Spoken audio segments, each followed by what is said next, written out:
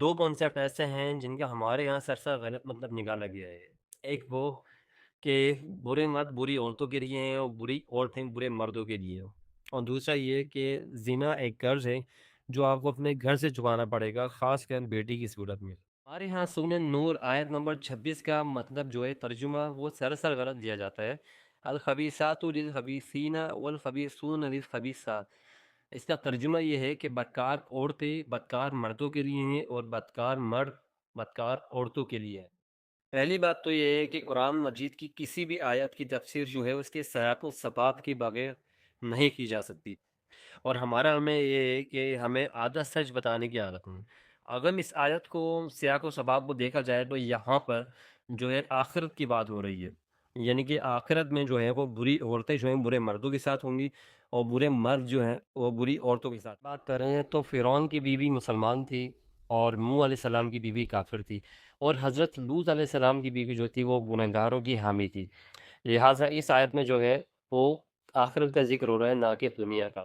دوسری بات یہ ہے کہ امام شافعی اور امام غزالی کا ایک قول بڑا مشہور ہے کہ زنا ایک قرض ہے جو آپ کو اپنے گھر سے جو ہے وہ چکانا پڑے گا، خاص کر بیٹی کی طرف سے چکانا پڑے گا۔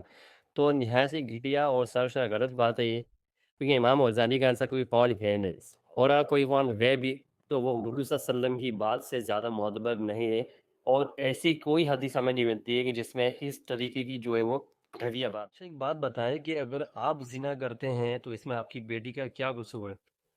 آپ کی گناہوں کی سزا آپ کی بیٹی کو کیوں ملے گی؟ اللہ تعالیٰ کو پتہ تھا کہ میرے بندے جو ہیں وہ دنیا میں جا کے لازمی جو پینک کریٹ کریں گے اور اس طرح کی جو من گھڑت باتیں ہیں وہ کریں گے، اسی لیے اللہ تعالیٰ نے قرآن مجید کے اندر ایک دفعہ نہیں دو دفعہ جو ہے اس بات کی وضاحت کی ہے۔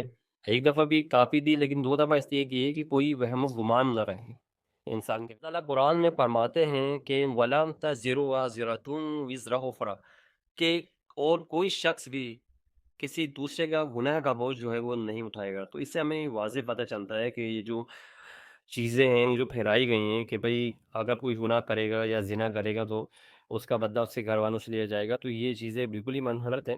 اللہ تعالیٰ نے کلیئر فرما دیا ہے، اور کتنی چیزیں میں دیکھتا ہوں فیس بک پہ اور واٹس ایپ پہ جو یہ شیئر کی جاتی ہیں بغیر تصدیق کیے کہ بھئی یہ حدیث خاص طور پہ کبھی امام غزالی کی منسوخ کر دیتے ہیں، کبھی حدیث کوئی بنا کے یہ منسوخ کرتے ہیں، تو اس لیے اس سے بچا جائے۔ اور اگر ویڈیو اچھی لگے اور یہ پیغام اچھا لگے تو اس کا شیئر جو ہے وہ لازمی کیجیے گا۔ اللہ حافظ۔